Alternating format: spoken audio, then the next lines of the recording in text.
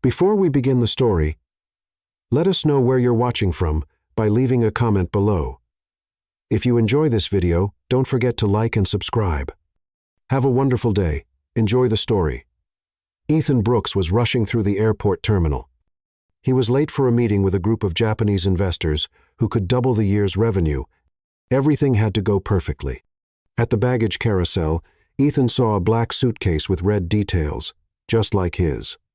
He grabbed it and walked off as if the airport were on fire. Across the carousel, Mia Harper, wearing a dinosaur hoodie and a messy bun on top of her head, widened her eyes. "Wait. Hey, you took my suitcase." She ran after him, her small backpack bouncing, squeaky sneakers clapping, shouting like she was at an auction. People turned to look, and Ethan, of course, kept walking. "Hey, suit guy. You? That's my bag." He stopped, turned around with a not-so-friendly look. The girl came toward him like a human missile. "This is my suitcase," Mia said, reaching for his arm, breathless. "No, it's mine." "No, it is mine," she snapped, pulling the suitcase. "Give it back." "Let go, miss." "Please. I have a meeting in 15 minutes. "I don't have time for," he grumbled, pulling it back. That started a tug-of-war worthy of a championship match. One pulling this way, the other pulling that way. And then zip. The zipper gave out. The suitcase popped open. It was as if a Victoria's Secret fashion show had exploded across the airport floor. Lacy underwear, floral bras, a pair of socks with Nicolas Cage's face on them, and, crowning the embarrassment, a neon pink vibrator slid all the way to the feet of an older gentleman sipping coffee at Starbucks. Silence, then laughter. Lots of laughter. Mia froze for half a second, then dropped to her knees, scrambling to gather her intimate items as fast as she could. Ethan dropped down, too, trying to help. But every piece he touched just made things worse. "Don't touch my flower panties," she yelled, slapping his hand away. "I'm just trying to help." "Help? You're just making it worse. You're the one who kept pulling. You grabbed the wrong bag. You corporate banana." Click. Someone took a photo. Click. Click. Someone started recording. "Oh yeah, this is definitely going on TikTok," a teenager nearby muttered. Ethan turned red. Mia turned purple. The vibrator kept glowing on the floor until a child reached for it, thinking it was a toy. The mom screamed. More chaos. "Great," Ethan said. "Now I'm famous because of your avocado print underwear. And I'm going to have to sue you for public trauma. I'm sending you the bill for my suit. There's glitter in my pockets." Mia stuffed everything back into the suitcase, slammed the zipper shut with fury, and stood up, outraged. "You should check the name tag before grabbing someone's bag, Mr. Big Shot. And you should keep that in a more discreet place," he said, subtly pointing at the item still half sticking out of the suitcase. She stared at him like she was about to explode. Then, with as much dignity as she could muster, she zipped it closed with a firm click and took a step back. "Good day to you too, mister." Ice cold. She turned and walked away, carrying the suitcase like a trophy of shame. Ethan looked at his watch. 10 minutes to the meeting. He huffed, turned around, went back to the carousel, and found his real suitcase black with subtle gray stripes and a leather tag that read E. Brooks. He picked it up silently, but deep down, way deep down, he smiled. Hours later, Ethan stepped into the company elevator, breathing hard, hair messy, and his suit still showing traces of glitter. The meeting with the Japanese investors was about to begin. He straightened his collar, adjusted his tie, and took a deep breath. The doors opened with a smooth chime. A well-dressed receptionist guided him to a massive room with floor-to-ceiling glass windows, a conference table the size of a golf course, and sharply dressed executives with folders, laptops, and focused eyes. Perfect. Professional, cold, corporate. But then he saw her at the far end of the table, right next to Mr. Tanaka, the lead investor that morning. There she was, Mia Harper, with the same messy bun from the airport, now trying to blend in under a blazer 2 sizes too big and an "I'm not really here" expression. Her notebook sat crooked on the table, and a pink pen jittered nervously between her fingers. Ethan froze in the doorway. He stopped, then a second later stepped forward and said, louder than he meant to, "You've got to be kidding me. It's the crazy underwear girl with the vibrator again." Every head in the room turned to him. Mia squinted like it might be a mirage, but it wasn't. The corporate banana was really there, and he'd seen her. She shrank back in her chair. "Mr. Brooks," the interpreter said, trying to regain control. "Welcome. Mr. Tanaka is looking forward to your presentation." "Right. Yes. Thank you," Ethan replied with an awkward smile. Then he turned back to Mia and whispered sarcastically, "Let me guess. You're an expert in international business now." She forced a smile. "I'm a temp secretary. Someone's got to write down the nonsense you say." "Perfect. Then write this down. Mr. Brooks lost his mind after seeing the underwear queen again. I'm the victim here. You suit-wearing lunatic. You're the one who scattered my lingerie all over the terminal. You're the one who yanked the suitcase like a construction crane, and now you show up here trying to look professional. It's my job. Unlike you, who thinks CEO stands for clown at every opportunity. Nice wordplay. Want a little plaque that says Employee of the Month for public embarrassment? Mr. Tanaka frowned and asked the interpreter something, who hesitated, clearly uncomfortable, then translated. Mr. Tanaka would like to know if you two know each other. Know each other? That's putting it mildly, Ethan muttered as he sat down. We once had a public fight over a suitcase full of intimate apparel. Mia pressed her lips together. That vibrator wasn't part of the suitcase. It just happened to fall in. Of course. Must have been in your pocket, huh? She let out a deadly sigh. The silence in the room grew so thick you could cut it with a plastic spoon. The executives around the table pretended to shuffle documents while casting curious glances. One of the Japanese businessmen whispered something to his colleague. The interpreter wisely chose not to translate. Ethan pulled the folder in front of him and for the first time tried to focus. But he couldn't, because right there, at the most important meeting of the week, sat the woman who had shattered his image, his composure, and his ego. And now, like it was the most normal thing in the world, she was there taking notes with a shiny pink pen, blowing stray hairs from her face like she hadn't been the star of a viral scandal. "You should at least thank me," he whispered, eyes still on the charts. "Thank you for what?" "For making me famous. They're calling me Lacy Ethan in the comments." She held back a laugh, but the corner of her mouth twitched. "Serves you right. That's called karma." He smiled too, even if reluctantly. "It's called Mia, literally. And looks like I'll be stuck with you longer than I thought." She glanced sideways. "Maybe you'll get used to it. Or maybe I'll buy another suitcase with even more glitter." Ethan tried to hide his smile, but didn't quite manage it. The meeting went on. Spreadsheets were opened, graphs explained, reports presented. But between one projection and the next, there were lingering glances, hidden sighs, and one shared realization. 2 weeks had passed since the investors' meeting. Ethan thought he put it all behind him, the argument in the boardroom, the viral video, the girl in the dinosaur hoodie. Especially because after that meeting, Mia had vanished, disappeared like a dismissed notification. He threw himself back into work. Numbers, control, focus. But now and then, in the quiet of the office, he still heard her voice in his head, calling him corporate banana. And for some reason, he smiled. That evening, the Carter Group, his company, was hosting a gala at a modern art gallery downtown. It was a gathering of investors, partners, and prominent figures from the cultural scene. Ethan didn't care much about art, but as CEO, he had to show up. The receptionist announced, "The exhibit features emerging artists, all sponsored through our new creative grant program. You'll see some very original pieces." "Great. As long as none of them involve lingerie," he muttered, adjusting his jacket. He had no idea what fate had in store. In the third gallery room, surrounded by paintings with bold titles like Confusion in Blue and Silence of the Inner Pizza, Ethan stopped in front of a colorful, chaotic, vibrant panel signed in the lower right corner, Mia H. He raised an eyebrow, took a step closer, and before he could confirm if it was really her, he heard a familiar laugh.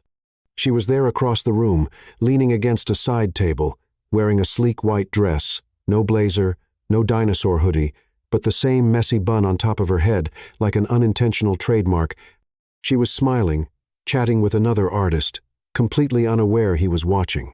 Ethan crossed his arms, stopped just a few steps away. Well, who would have guessed? The queen of avocado underwear also paints. Mia froze in place. "Oh no," she muttered, turning around. "You again? Don't you have another event to ruin? I should be asking you that. Is this stalking? Because honestly, I'm starting to think you're just a simulation my subconscious created to drive me insane. Only if your subconscious is sponsored by my electric bill, because I'm here as a guest artist. Thanks to your company, by the way. Wait, this is yours?" He pointed to the explosively chaotic painting beside them. "Yes. Title: Disaster Waiting to Happen. Funny enough, it also sums up my life ever since you showed up." Ethan smiled, surprised. Before he could respond, a hurried waiter rushed between them with a tray of glasses. And of course, because the universe loves to participate in this story, he stumbled slightly. A glass flew. The red wine traced a graceful arc through the air and landed all over Mia's white dress. She looked down, then looked up. Ethan stood there, mouth open, clearly torn between laughing, running, or offering his jacket as a universal apology. "Of course," she said flatly. "My brand new dress is now an abstract piece. Well, if it's any comfort, it looks better now. Kind of like Dinner Panic, limited edition. Go to hell, Brooks. Want me to buy you another one? With how much you owe me in public humiliation, you should buy me a whole wardrobe." A small group of guests watched from a distance. One older woman whispered, "I just love these modern performances. So emocionado." Ethan started to laugh. Mia, trying to keep her composure, gave in and laughed, too. There they were, in the middle of a serious art exhibit, laughing about wine and dresses like the world had turned into their own personal sitcom. "Come here," he said, pulling her to the side of the gallery. "Are you okay?" She looked at her stained dress. "My pride is dead. But other than that, great evening. Honestly, I don't know what's worse, your suitcase or your luck. And I don't know what's stranger, how much you annoy me or how much you make me laugh." Ethan didn't answer. He just stood there looking at her with a calmer, less sarcastic expression. She folded her arms, suspicious. "What? Nothing? Just you're more interesting than any chart I've seen all week." She rolled her eyes. "If that's a disguised flirt, you're terrible at it." "I know, but it's true." The two stood in silence for a few seconds. Then, at the same time, they both started laughing again. "This has been the most embarrassing night of my life," Mia muttered, trying to dab at the wine with the gallery's cloth napkin as she walked down the front steps. "And that's saying something, considering you once starred in the world's most shameful suitcase moment," Ethan added, walking beside her with his hands in his pockets. "Thanks for the reminder. You're like a notification that never disappears. A charming notification. An annoyingly charming notification, which makes it worse." Mia pulled her coat tighter around her, trying to hide the massive red-stained shape like a map of the U.S. on her white dress. "My Uber canceled again." She complained, checking her phone. "Seriously, this app hates me. I can give you a ride. I think I've had enough humiliation for one night." "Thanks, Mia." Ethan held out a hand like he was offering a peace treaty. "I just don't want you getting arrested for committing fashion crimes in public." She stared at him for 3 seconds, then sighed. "Fine. But no dumb comments. No cheap pickup lines. And drop me off at the door. No detours. Promise. No flirting. I'm just an emotional emergency transport service." In the car, the silence was comfortable, the kind of silence people share after arguing too much at the very start of an unlikely relationship. Ethan drove with surprising calm. Mia looked out the window, but now and then she sneaked a glance at him.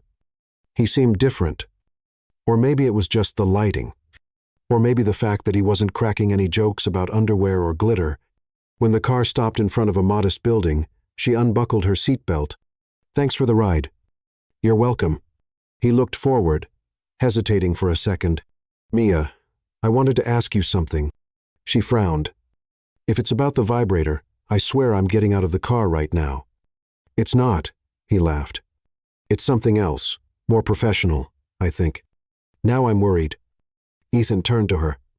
"The creative director on my team saw your painting at the gallery. She loved it. Said your style is chaotically honest, whatever that means." Mia smiled. "It means she paints like she fought the brush and won. Well, she wants to invite you to be part of our next internal design campaign." "Wait, are you offering me a job?" "I'm offering you an opportunity in the same place where everyone saw my vibrator accidentally fall on the treadmill." "Exactly." He smiled. "It's like artistic redemption."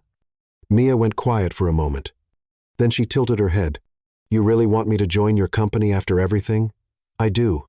Actually, after all the embarrassment you've already put me through, the least you can do now is redecorate the meeting room where we had our public fight." She laughed softly, but she laughed. "Okay, really?" "Yes, but on one condition." "Uh-oh." "That no one, absolutely no one, calls me Lingerie Queen in the hallways." "No promises." "Some folks in marketing have a sense of humor." She opened the door. "Good night, Mr. Brooks." "Good night, Miss Harper. And thank you for the ride and for not hitting on me." "You're welcome. But if I were hitting on you, you'd know it." She closed the door, and before the car pulled away, Ethan looked in the rearview mirror. She climbed the steps two at a time, like she was running from the cold or from doubt. But at the last door, she turned for a moment and smiled. Mia walked into Brooks Innovations on Monday morning, like someone stepping into a zoo dressed as a zebra. Or at least that's how it felt.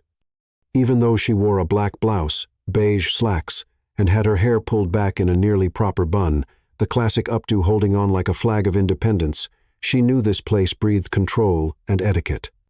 And she was basically the opposite of that. The badge hanging around her neck swung with each quick step. Mia Harper, Creative Associate, Strategic Design Department. It was official. She worked there now, in the same building where she'd gone viral. In the same building where the most irritating and, unfortunately, most charming man she'd ever met was the boss. "Welcome to the team," said a cheerful blonde woman wearing heels, a bright pink blazer, and a permanent marketing smile. "I'm Lauren, Director of Image and Content. I'll show you everything." "Everything? Like, literally?" Mia asked, trying to sound friendly while balancing a freshly brewed capsule coffee. "Literally. We've got a tour, onboarding, and even a little icebreaker game later. I love those things." "Are you a Gemini? I don't know if I'm ready for this much energy before 9 o'clock a.m. You'll get used to it. We're a creative bunch, but the pressure is real. So, take a deep breath, hold on to that coffee, and follow me." On the way, Mia saw glass walls, rooms named after planets, workstations that looked like spaceships, and employees who looked like they just stepped out of a GQ or Tech Vogue editorial. She was definitely the odd one out, and she knew it. On the third floor, the creative room felt less intimidating. Tables with paint, tablets, scribble boards, a place where creative chaos was tolerated, maybe even celebrated. "Here's your station," Lauren said, handing her a mug that read, "Yes, I'm an artist." "No. I don't do free tattoos." "Wow, that's too ironic to be accidental. We tried to make it look cool." "Did it work?" "Almost. It just needs a poster of Nicolas Cage tangoing with a flamingo." "I already like you, Mia." Lauren headed off to another meeting, and Mia was left alone. She turned on the computer, checked her work email. There were messages about a design campaign for the main meeting room, and of course, the person in charge of the project was listed, Ethan Brooks.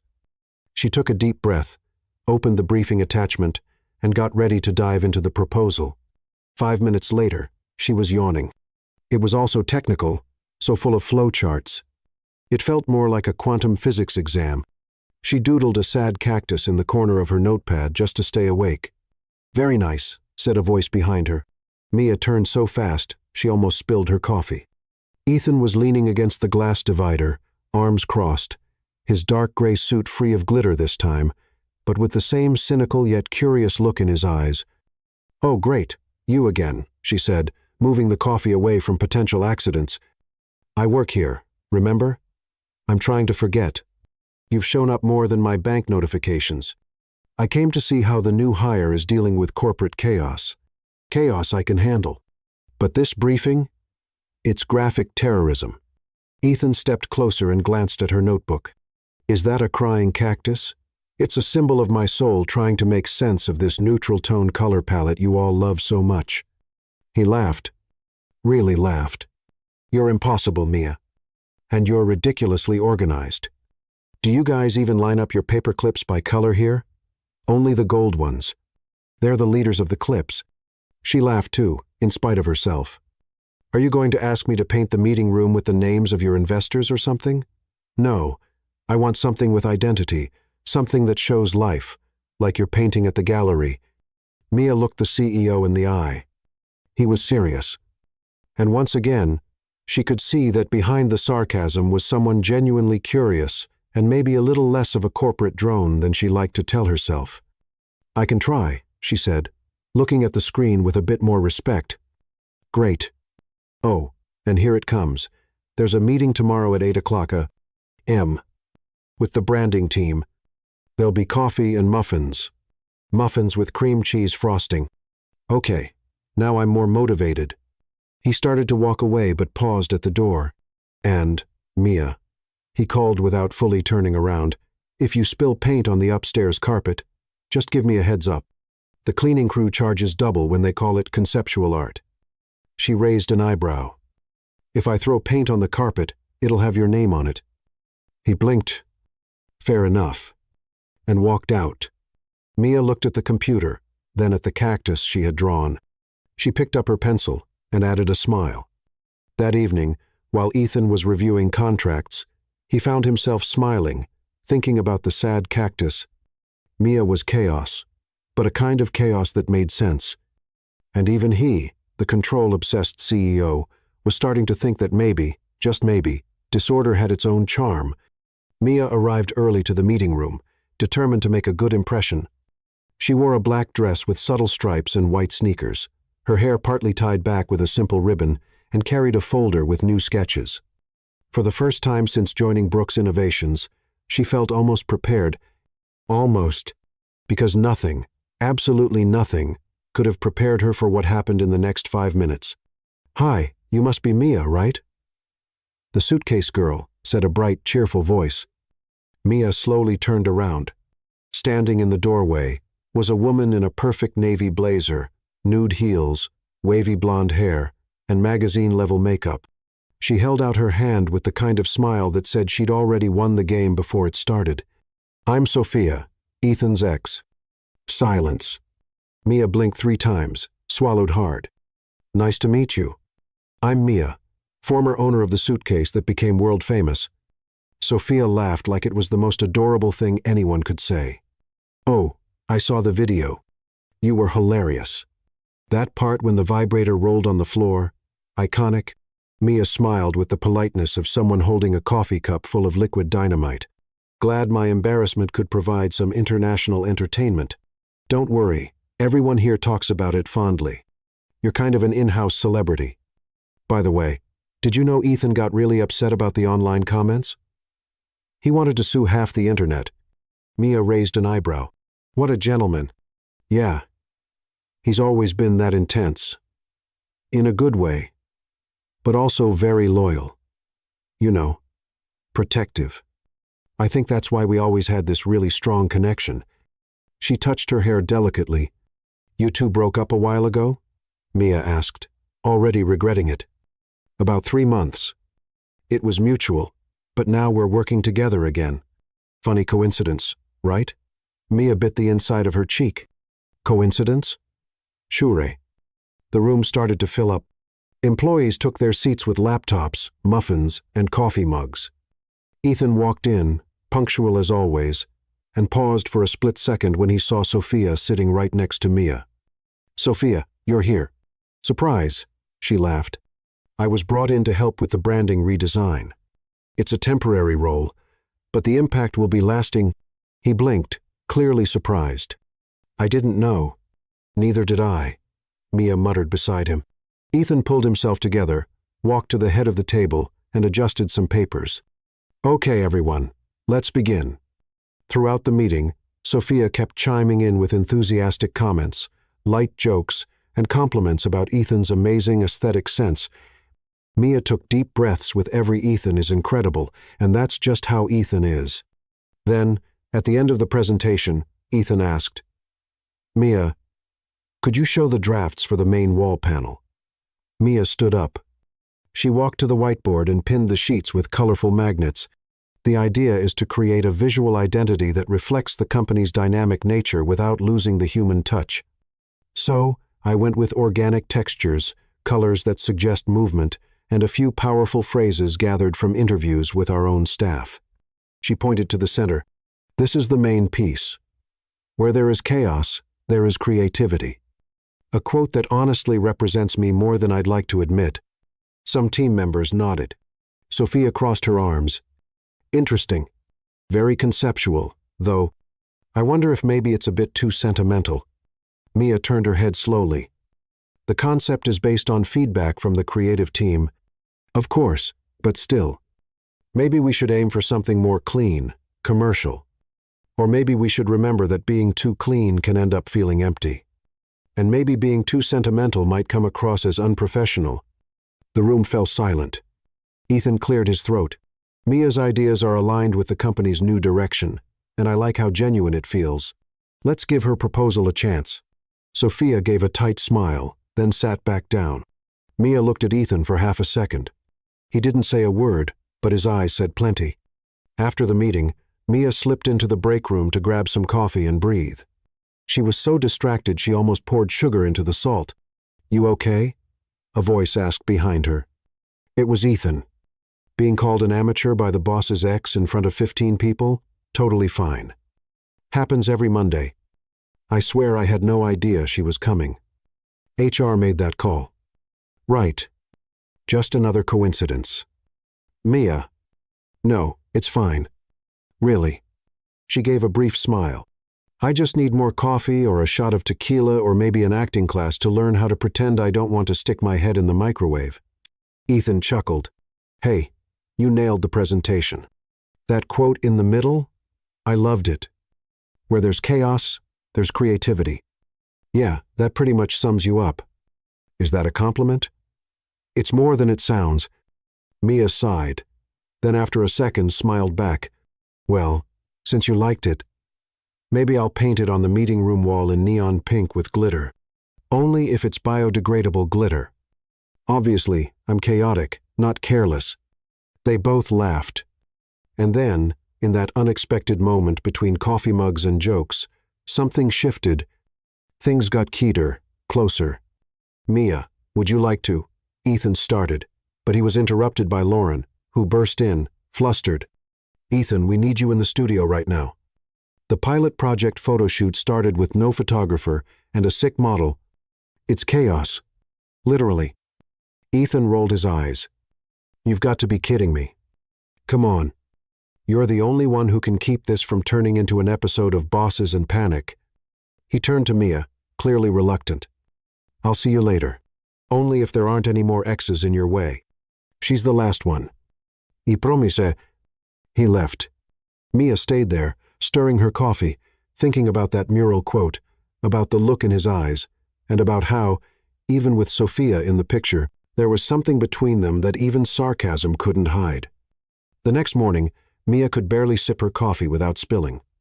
Sophia's sudden appearance still lingered in her mind, but it was the note Ethan had left on her desk that really left her confused.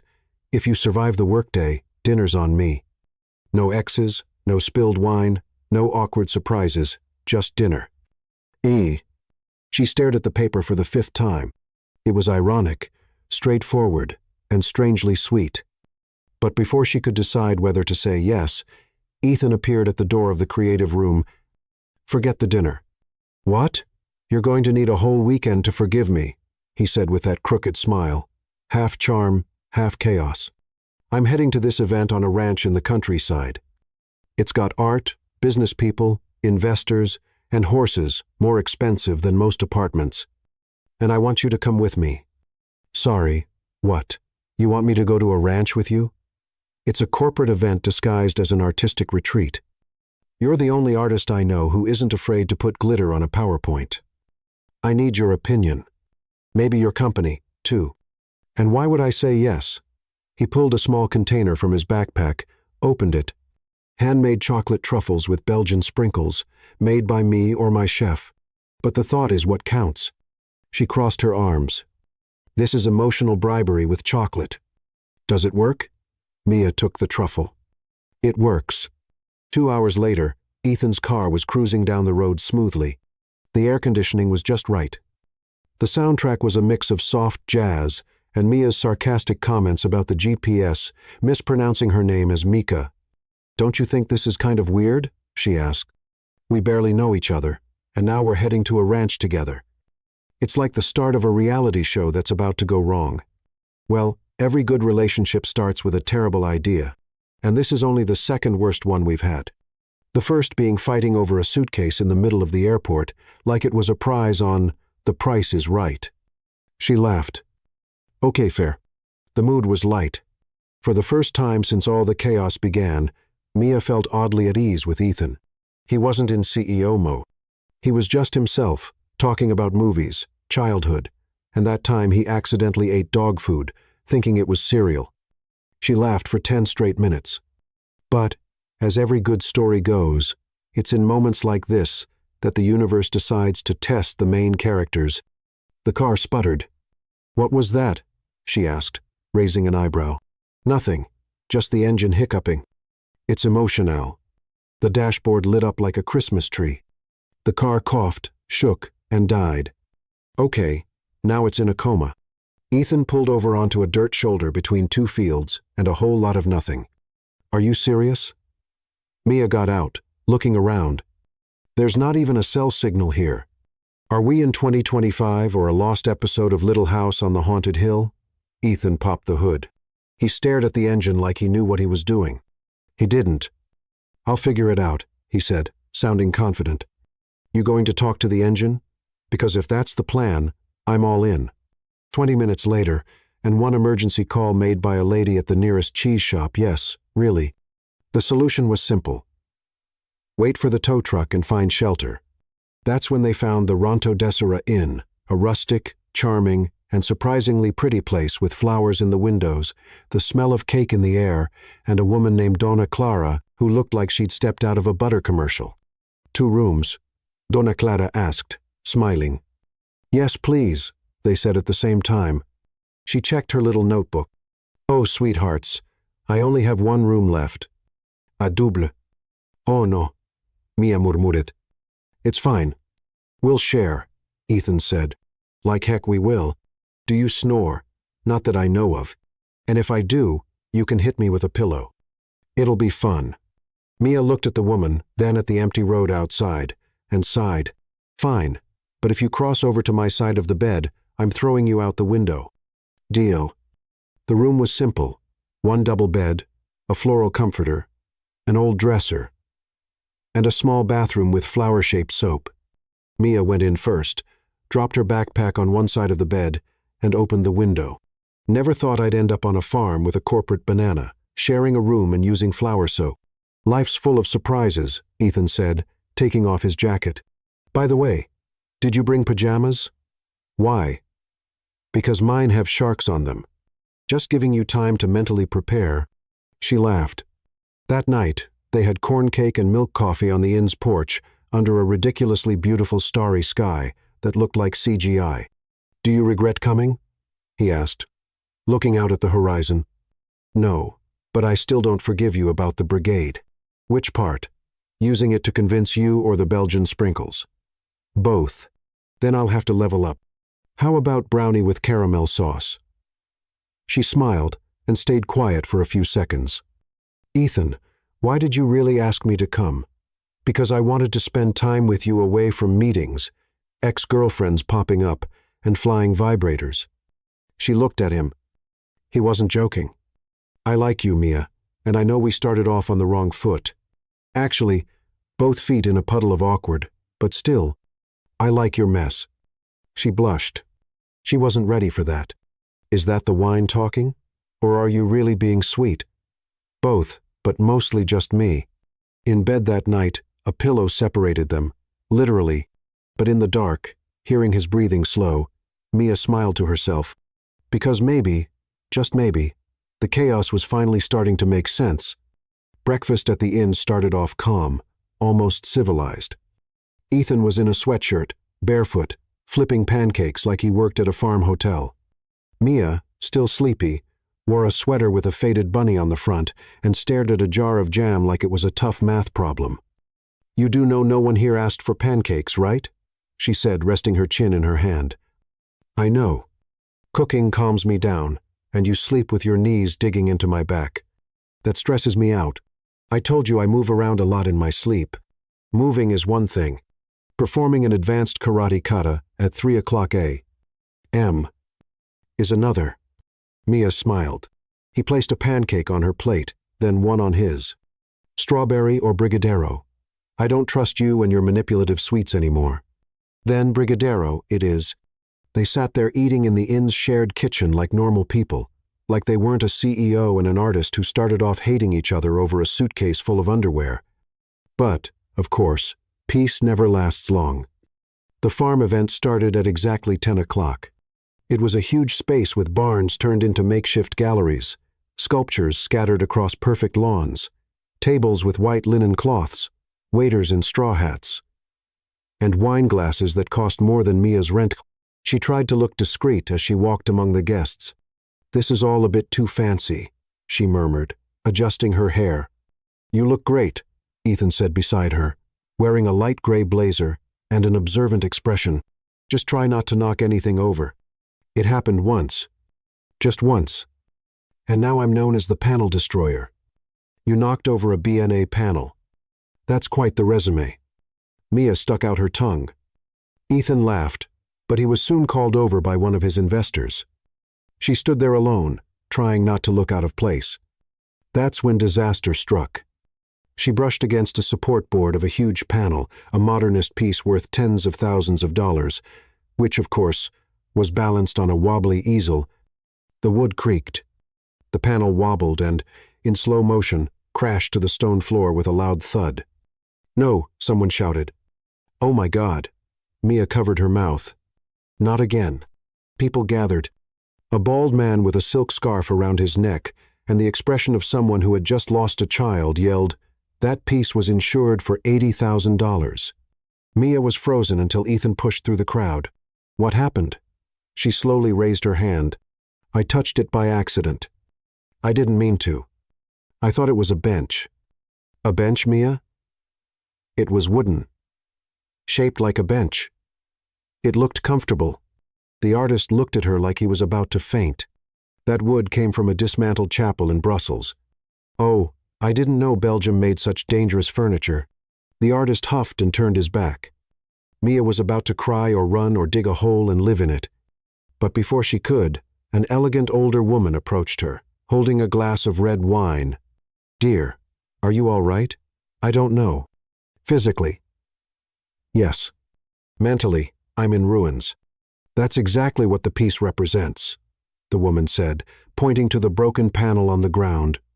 "The collapse of structure, the impermanence of form, the inner chaos of emotion. It's sublime. I'm Eleanor Dubois, art critic for Artsy International. That was brilliant, authentic, raw. I'd love to interview you." Mia blinked. Ethan, beside her, stood with his mouth slightly open. "You're serious?" "Of course. I'm writing your name down." "Mia, right? Mia H." "That's right. Mia H. for Havoc." As the critic walked away, delighted by the mess, Ethan grabbed Mia's arm and pulled her aside, laughing. "Do you realize what just happened? I broke art and saved the event with charm. You knocked a board to the floor and ended up with an international review. That's like modern witchcraft. Add it to my resume, panel destroyer and praise magnet." They laughed.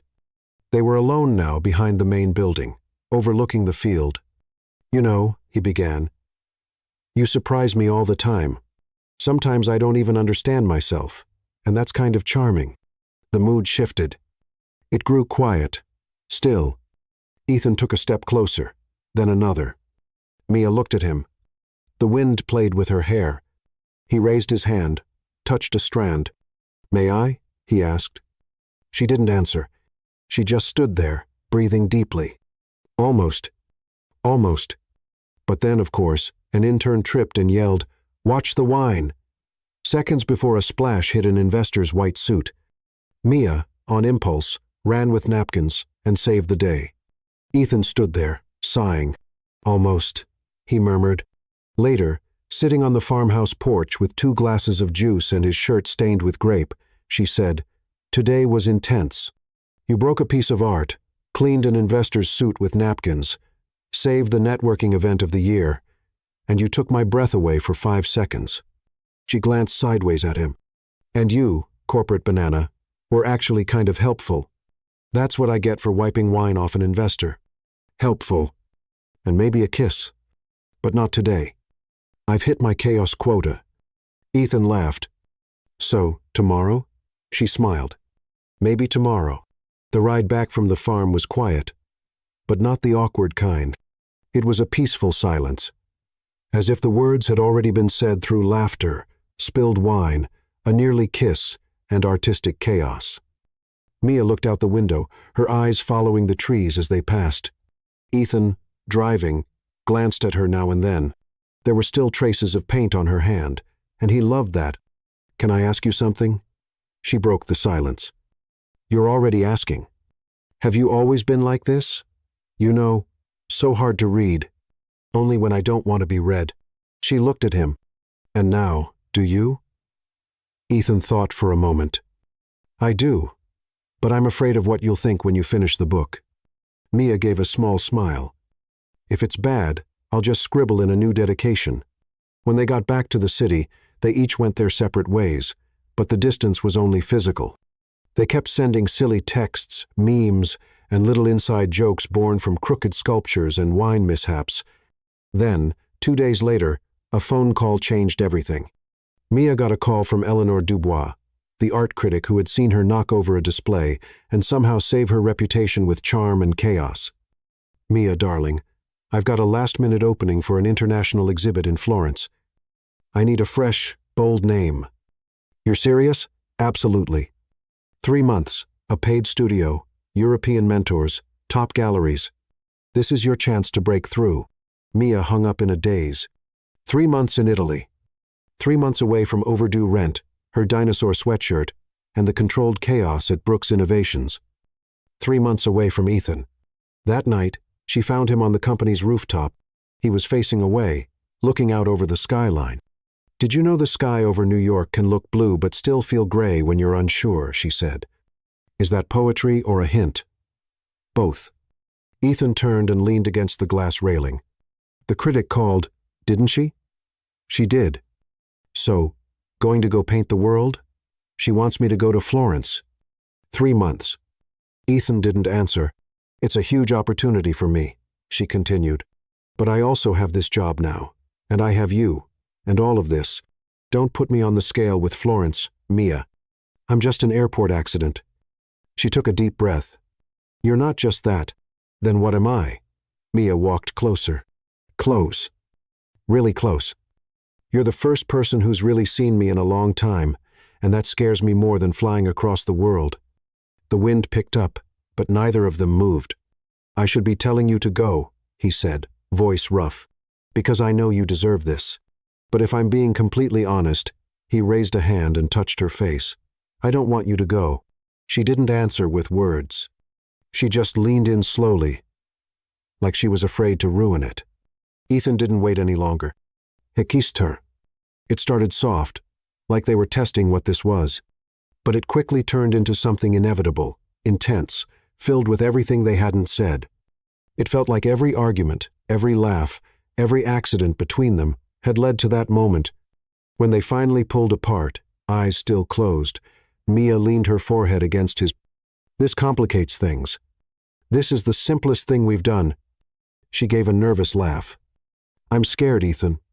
"Me, too. So, now what?" "Now you decide. Go to Florence or stay here. That's it." No. He looked into her eyes. If you go, I'll wait. If you stay, I'll hold on. She didn't say a word. Her heart was pounding like a runaway drum. The New York sky stayed gray. But for the first time, it seemed to shine just a little differently. Her bag was packed, her ticket printed, her heart torn in two. Mia walked through the airport terminal with her earbuds in, but no music playing. Every step echoed like a warning that everything was about to change. 3 months, Florence, art, recognition, and Ethan left behind. She reread his last few messages as she waited at the gate. Ethan, you're a wildfire I never saw coming. Go shine, but come back, Mia. Wait for me and don't forget me, not even for a second. Forgetting you would be like forgetting how to breathe. She sighed. Boarding began. In the window seat on flight 2345 to Florence, she looked out at the sky and wished more than anything that she was making the right choice. Back in New York, Ethan couldn't focus on anything. Meetings felt too long. Chart didn't matter. Time without Mia had slowed. Or maybe he just noticed the silence more. He missed her even in the quiet. And he didn't know how long he could pretend everything was fine. The morning after Mia's flight, Ethan got a call from Mr. Tanaka. Mr. Brooks, we have a situation. A situation? A Japanese investor saw the video of Miss Mia at the exhibit. He says he wants an art program led by her at our Kyoto branch. Ethan choked on his coffee. Sorry, what? He wants her in Kyoto, leading our brand's culture and innovation initiative. They're willing to fund the entire program, but it's non-negotiable. Either she accepts, or there's no deal. Ethan stood up, pacing the room. She just flew to Florence. Then perhaps it's time to bring her back, or at least offer her the real choice. In Italy, Mia was discovering a whole new world. The studio they offered her was filled with light from tall windows, old easels, and the scent of fresh paint. The mentors spoke with thick accents, and the coffee tasted like liquid poetry. She felt alive, finally seen as an artist, but every time her brush touched the canvas, Ethan would come to mind. In the 3rd week, she began a series called Imperfect Impressions. It was about unlikely meetings, mixed-up baggage, and how chaos can sometimes be the beginning of something beautiful. Each painting was really about him. At the end of the month, while sketching in the fading evening light, she got a call. Mia. Yes. Who's calling? Tanaka Group. We'd like to invite you to lead an art and innovation program at our Kyoto headquarters. Mia sat down, trying to take it in. Is this real? Yes, but we'll need your answer soon. We have a decision deadline this Friday. Oh, and, by the way, the invitation came from a personal recommendation by Mr. Ethan Brooks. She was silent. Her heart was racing. Ethan was still behind the scenes. He hadn't given up on her, and somehow, he was opening more doors than she ever imagined. But now, she had to choose, and stay and finish the program she loved, or begin something even bigger, knowing he was the one who made it possible. Across the ocean, Ethan felt the emptiness growing. He started writing a letter, one he might never send, but he had to put it into words. Mia, if you're reading this, it's because some part of you still carries me in the coat pocket where you keep coins and hidden memories. I know you love this life. If I were you, I would, too. But if, by any chance, you're tired or looking for something more, something new, something ours, the door here is still open. The company, too, and my heart, well, I don't even have to say it. With love and more longing than I can handle, Ethan. Asterisk, he printed it, folded it, slipped it into an envelope, and waited. Waited for her to feel the same. That night, Mia walked through the narrow streets of Florence, holding the envelope she just received. There was no return address, but she knew the handwriting. It was him. She read the letter 3 times and cried each time. Go back. Go to Japan. Stay. What was right? What was real? The next morning, she went to the program coordinator, asked for early leave, citing an offer she couldn't refuse. That same afternoon, she boarded a flight to New York, not to say yes, but to say everything she needed to say. Ethan was at a conference when his phone wouldn't stop buzzing. Messages, calls, alerts. He ignored them all until, during a break, one of his assistants said, "Mr. Brooks, there's someone waiting for you on the rooftop." He went up slowly, and there she was, hair loose, an olive green coat, and that same look in her eyes, the kind of look people have after making a hard decision. "Mia, you sent a letter. You read it 3 times. Silence. The wind blew.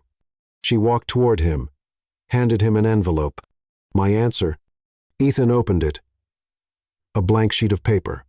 He looked at her, puzzled. It means I want to start from scratch with you. No script, no frame, just us. He pulled her closer, and right there on the rooftop where they'd said goodbye weeks earlier, they kissed. But this time, no interruptions, no accidents, no almost. It was real. It was love. The new creative department at Brooks Innovations was born in record time, thanks to Mia.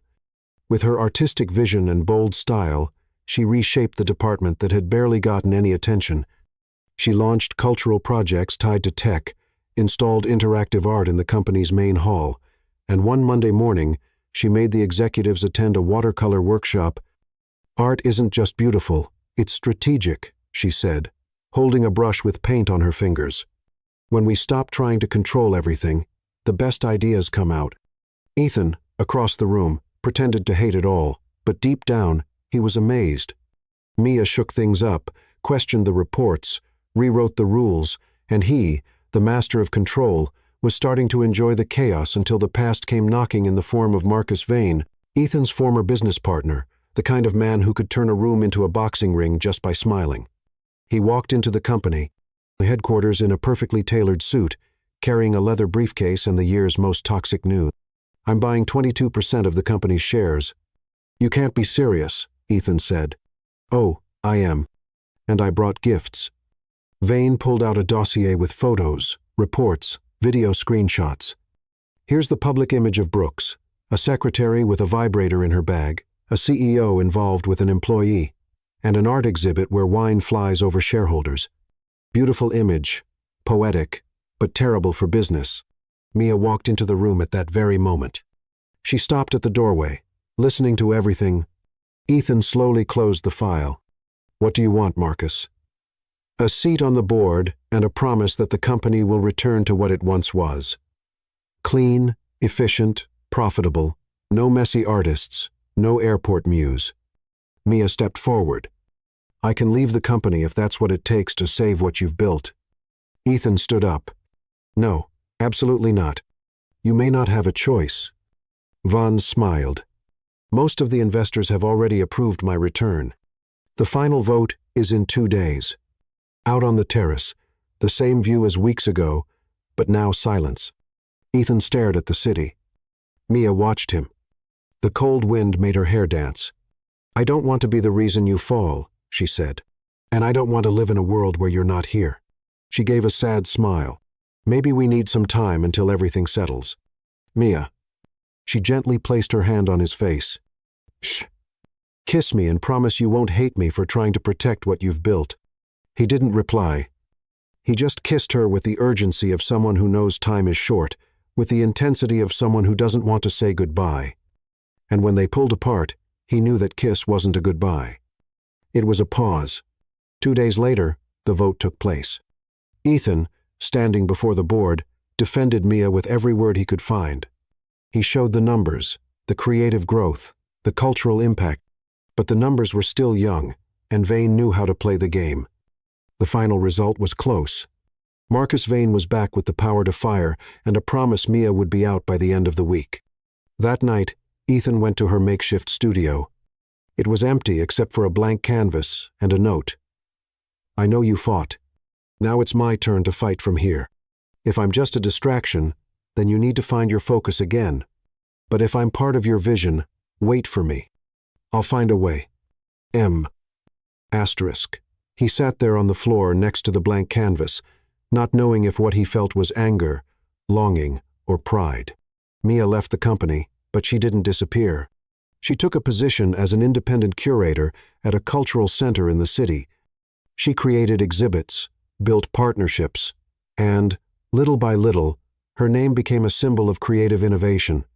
And one day, without warning, she showed up at the company headquarters not to ask for her job back, but to present a proposal.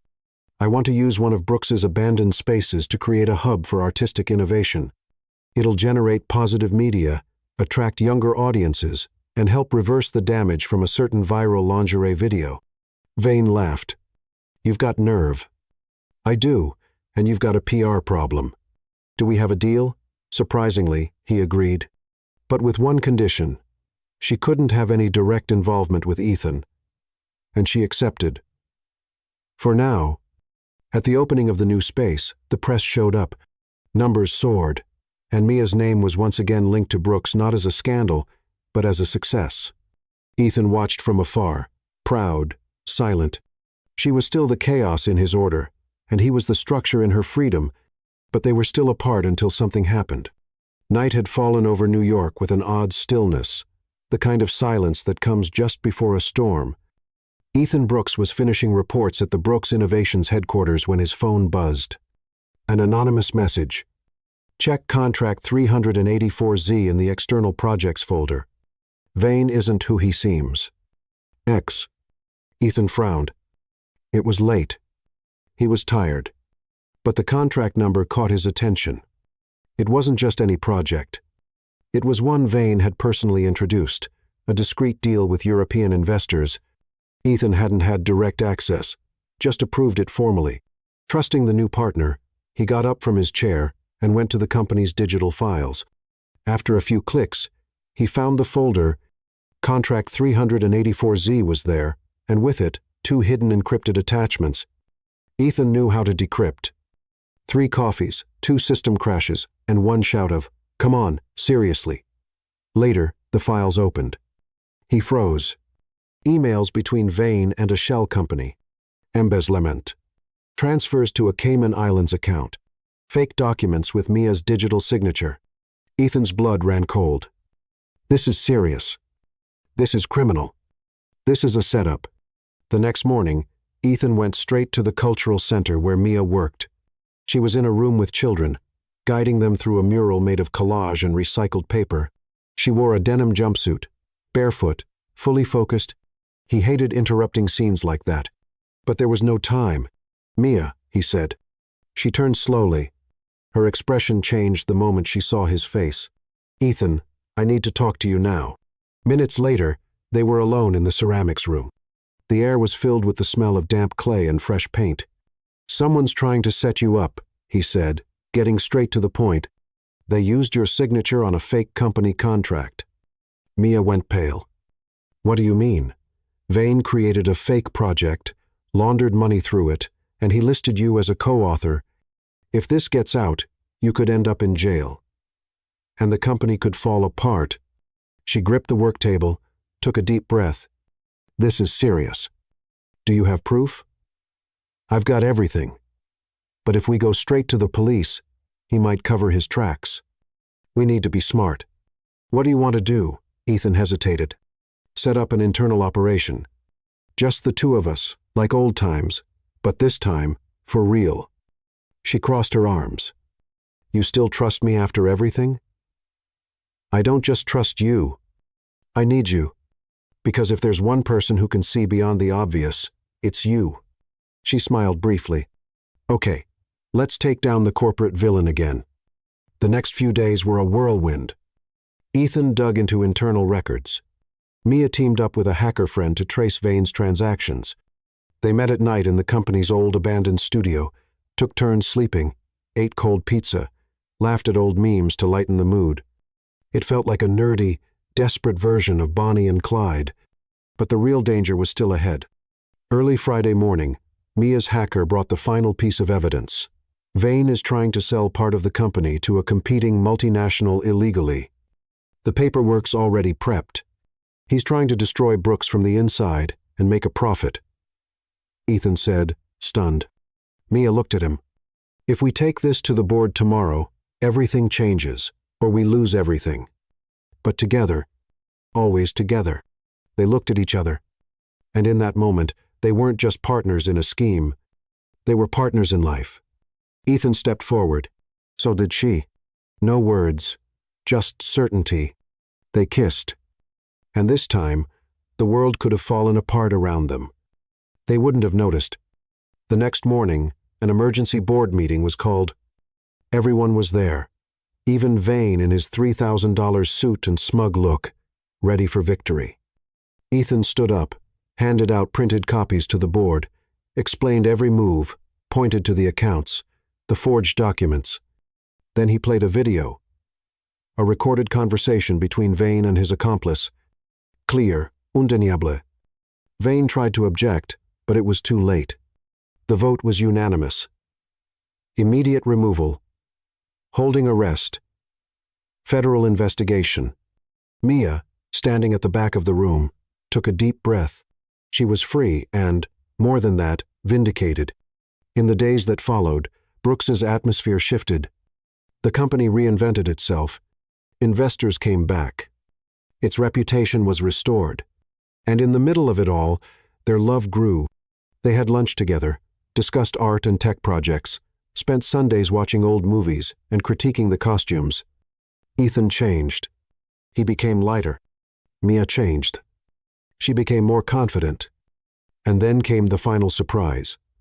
One sunny Saturday, Ethan took Mia to a clearing outside the city.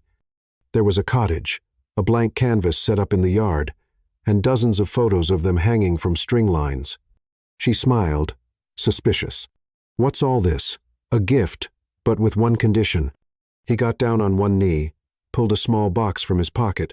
"Mia, you brought back my sanity by turning my life upside down. You made me laugh on the worst days, and you showed me that love can begin with a luggage mix-up at the airport. Mia, will you be the official artist of my life? My permanent partner? My wife?" Mia laughed through tears. "Only if the wedding cake has glitter." "Done." "Then, yes." They kissed again, and this time it was forever. The invitation said it all. Mia and Ethan invite you to the most unlikely, unpredictable, and incredibly romantic wedding of the year. Date, Saturday, a countryside farm. Dress code, casual, chic, or artist, inspired. Yes, even dinosaur sweatshirts are welcome. It was perfectly them. The sun shone over the green fields where it all began. The same place where the car broke down, where they accidentally shared a room, where the first almost kiss hung in the air, now decorated with string lights, art panels made by Mia, and a hay-covered aisle draped in white fabric. It was ready for the biggest moment of their lives. Mia looked out at the setup from the window of the farmhouse, wearing a robe embroidered with chaotic bride on the back. Her dress, hanging behind her, was anything but traditional, a mix of tulle, lace, and glitter, lots of glitter. "You're going to outshine the decorations, girl," said Emma, her maid of honor and former co-worker from the cultural center.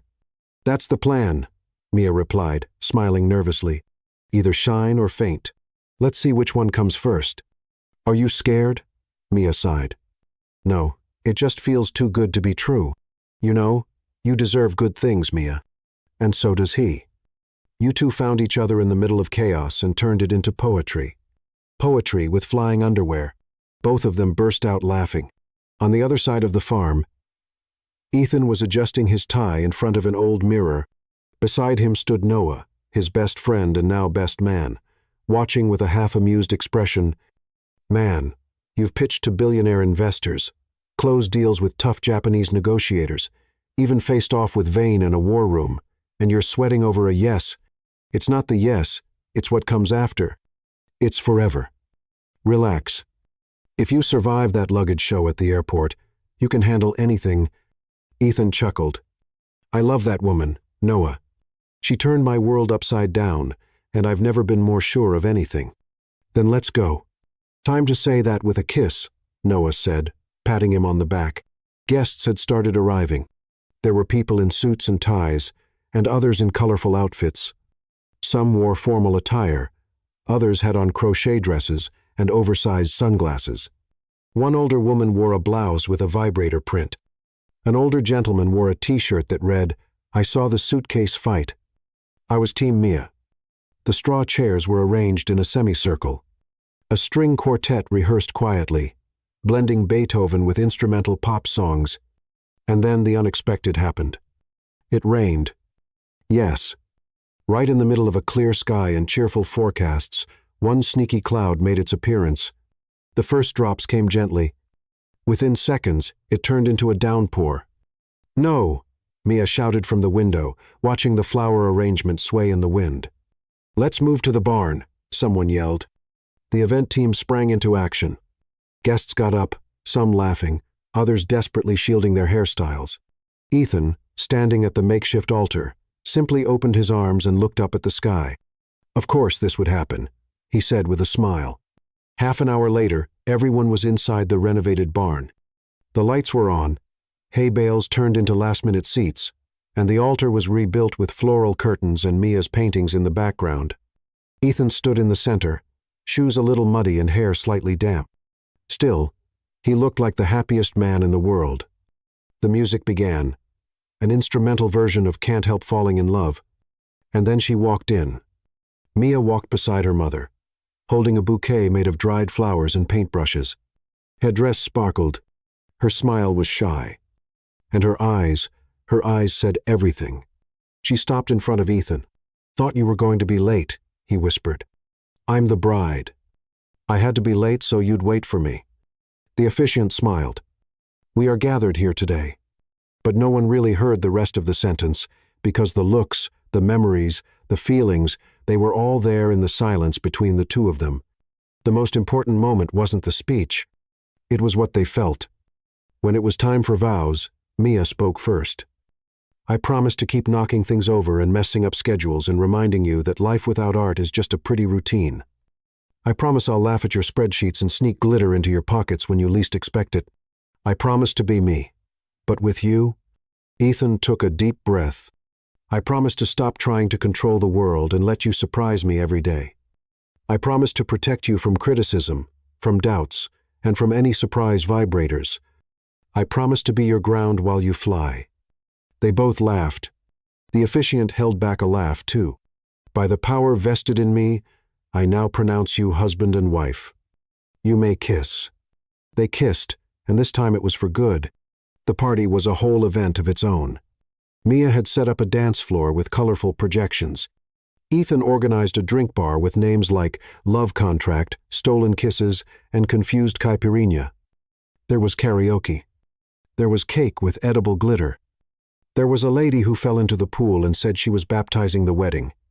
There was dancing till the floor, yes, even Mr. Tanaka. And late into the night, something more happened. Ethan took the microphone. "Ladies and gentlemen, I need 5 minutes of your attention." Everyone turned to look. When I met Mia, I was rushing toward what I thought was success, and she made me trip, literally. And in that stumble, I found everything. Today, I want to share something many of you weren't expecting. Everyone held their breath. Starting next month, I'm stepping down as CEO of Brooks Innovations. Some guests exchanged surprised looks. Because I'm starting a new company, a blend of art and business, and its name will be Brooks and Mia. Applause erupted. Mia was crying and laughing at the same time. He reached out his hand. "All we need is one more partner and someone I love who's crazy enough to join me." She stepped onto the stage and kissed him hard. "Wherever you go, I'll go. But on one condition." "What's that?" "No more wrong suitcases ever again." They laughed and kissed again. Mia and Ethan's life after marriage was anything but traditional. There was more glitter than self-help books, more spilled coffee than candlelit dinners, and a weekly schedule filled with artist meetings and brainstorming sessions in bed with popcorn and chocolate fudge. But there was love. So much love. And one ordinary morning, with the sound of the coffee maker in the background and Mia rummaging through the fridge, looking for something sour with chocolate, everything changed. "Ethan," she called from the kitchen. "Huh? This is weird." "What is?" "I'm craving pickles with sweetened condensed milk." Silence. "You're yoking, right?" "Nope." "And there's more. I cried today because I saw a video of a duck chasing a puppy. And I hate ducks." Ethan showed up at the door with one eyebrow raised. "You mean to say I don't know?" she answered, eyes wide. "But my app says I'm 5 days late. and my boobs hurt like I just ran a marathon without a bra. Silence. A glance. A flash of panic. Then one of hope. "Should we buy a test?" he asked. "Now." The silence in the bathroom was as thick as steam in a sauna. Mia paced back and forth. Ethan leaned against the door, holding the test box like it was sacred. 3 minutes, right? It's already been 5. Go check. You look. You're the one who peed on it. She sighed, took a deep breath, and grabbed the test. 2 lines. Ethan's eyes widened. "That means I'm pregnant." "We're pregnant." A few seconds of silence. Then he rushed to her, picked her up, and spun her in the air. Mia laughed, cried, and held the test like a trophy. "Oh my God, we're having a baby.